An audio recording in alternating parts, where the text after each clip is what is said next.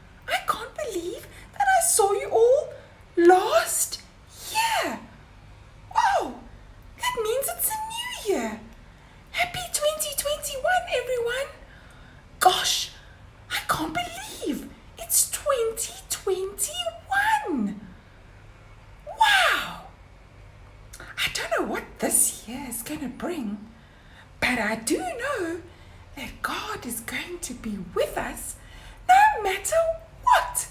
And I'm going to be right here sharing awesome stories from the Bible with you all. And I can't wait to start.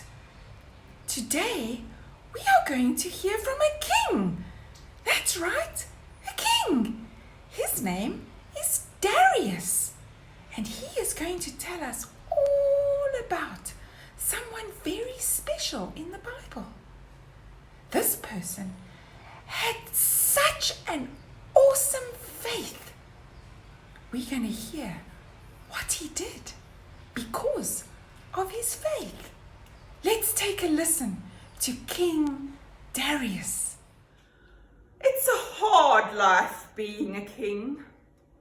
All day long, it's decisions, decisions, decisions. And you can't put the decisions off for a rainy day, you know, because when you are king, every day is a rainy day. Do you see I made a joke there? A rainy day. Well, let me carry on. I had a very important decision to make. You see, some of the governors that I put in charge of managing my empire made a decision, a suggestion. They said they wanted me to issue a decree.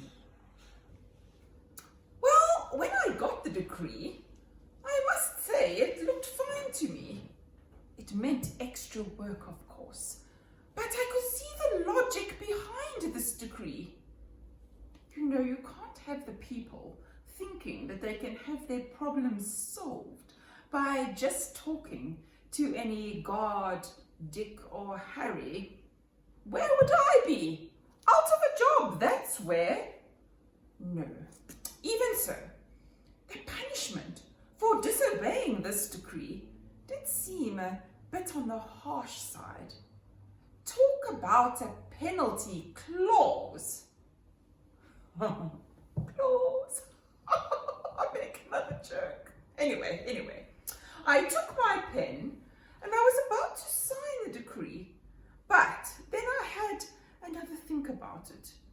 You know, you can't be too hasty about signing these things because once you sign a royal decree, that is it. There's no going back. If you wanted to unsign a decree, that would mean admitting you'd made a mistake, and a king never makes a mistake. Well, they do, but we can't have the people thinking that a king can make a mistake. Well, I thought about it, and eventually I signed the decree. But little did I know what I had done. The decree was all a plot by the governors to get rid of Daniel. This is Daniel. Daniel is my favorite governor. He was a Hebrew exile, but that didn't stop him from doing very, very well. In fact, he had done so well that I was thinking of making him the boss. And that's why the other governors got so jealous of him.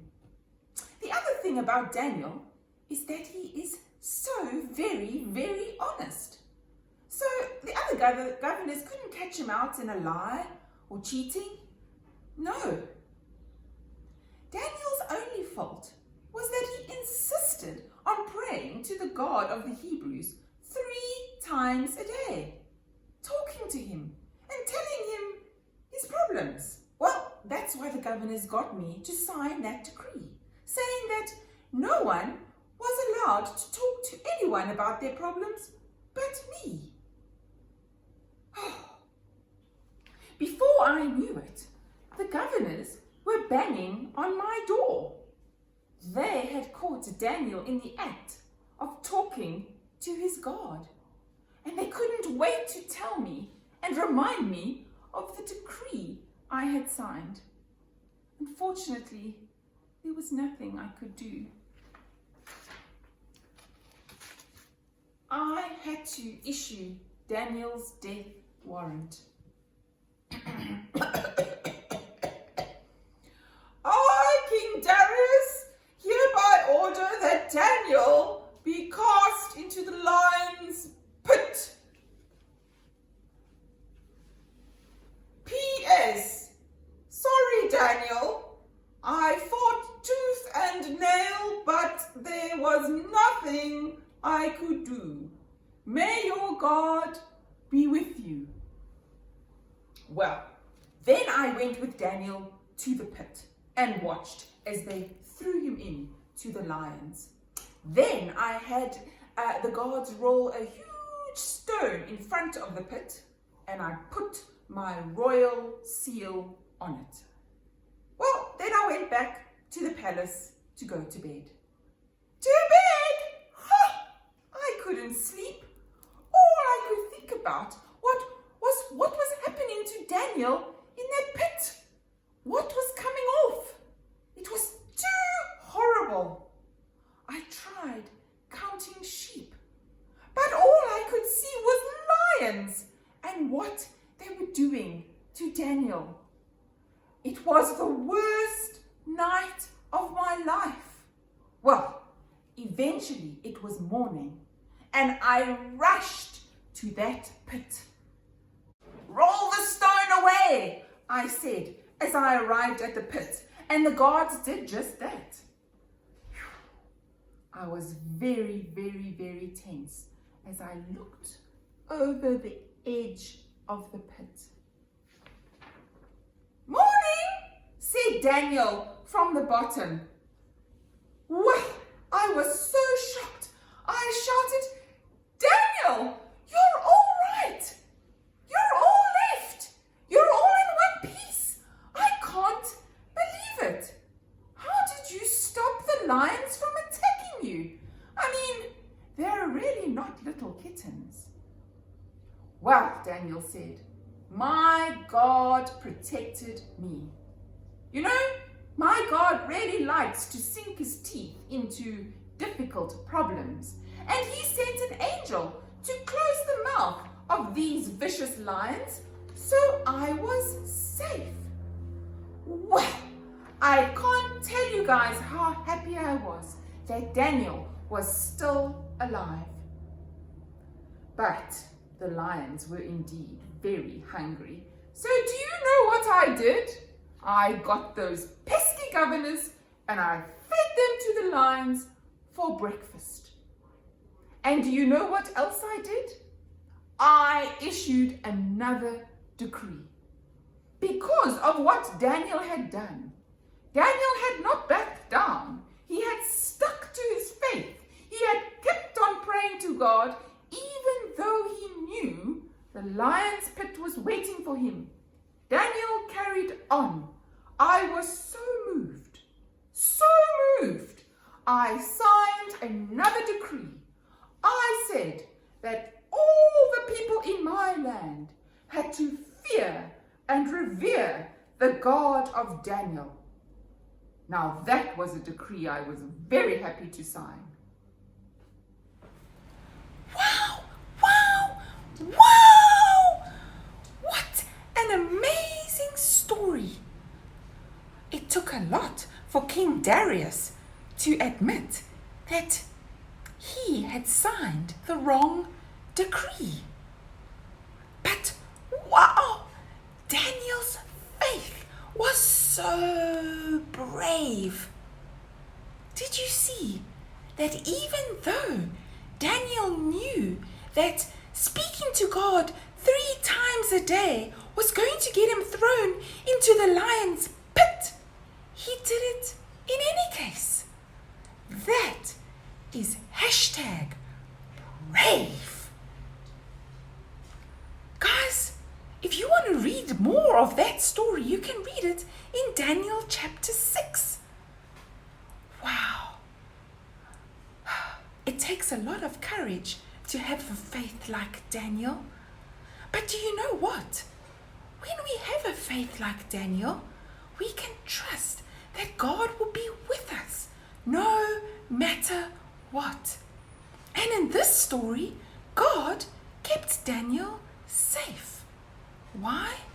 Because Daniel chose to keep his faith. And why did Daniel choose to keep his faith? Well, because he loved God with all his heart and he put God first. So it was easy for him to follow God. I think we all need to have a faith like Daniel that is #brave. Bye guys! See you next time with the next exciting story from the Bible. Thanks, Bibliosaurus. What an amazing lesson. Now guys, I've got an awesome song for you to sing, and it's called I'm All In. And just like Daniel and his faith, in our faith we need to be all in. No matter what we face, we don't compromise or put aside our faith. We're all in. Everything we do is for Jesus. So we're going to sing I'm All In.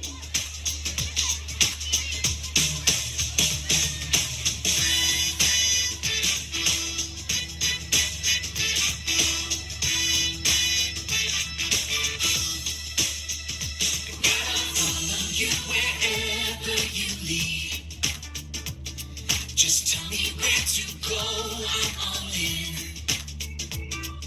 Show me the path of life, lead me day and night. No matter where we go, I'm all in.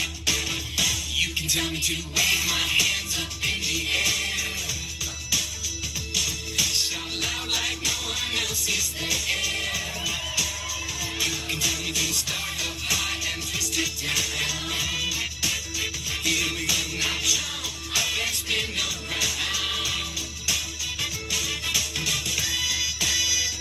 Yeah, that's right. Here we go. Gotta follow you wherever you lead. Just tell me where to go, I'm all in. Show me the path of life. Lead me day and night. No matter where we go, I'm all in. You can tell me to wave my hands up in the air. Wave 'em. Shout loud like no one else is there. You can tell me to start up high and twist it down. Here we go now, jump up and spin around. Everybody say hey. That's it now.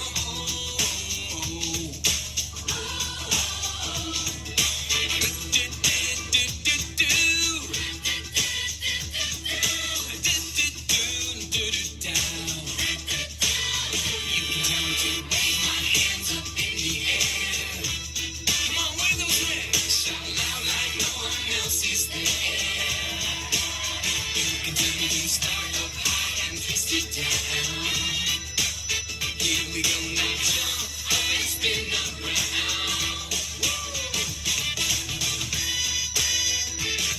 Yeah.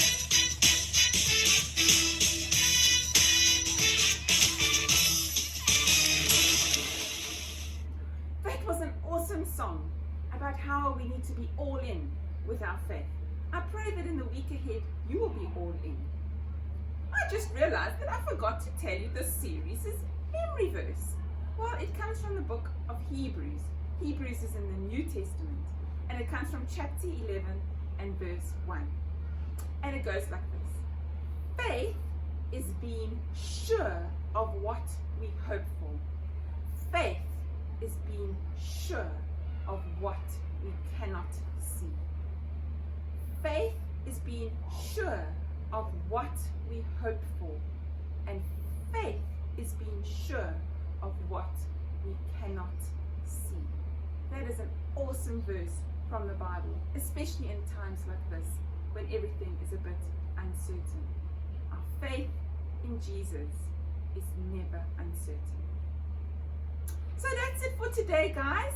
We're going to end with a very beautiful song, and we're going to sing the song as a prayer to the Lord. So I'll see you all next week, same time, same place. Have a wonderful, wonderful week, guys. Love you lots. Bye.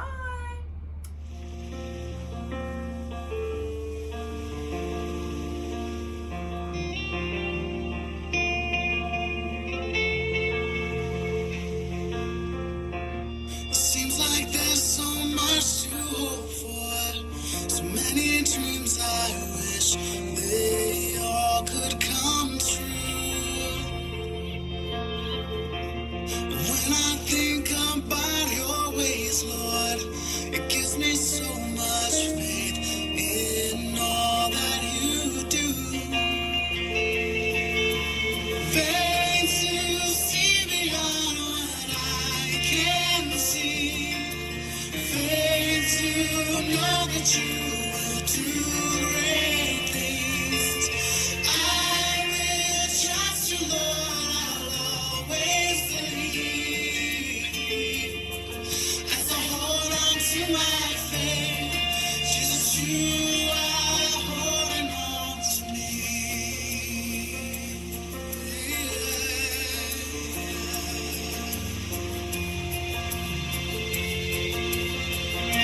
Seems like there's so much to hope for, so many dreams I wish they all could come true. When I think about your ways, Lord, it gives me so much faith in all that you do. Faith to see beyond what I can see. Faith to know that you will do great things. I will trust you, Lord, I'll always believe. As I hold on to my faith.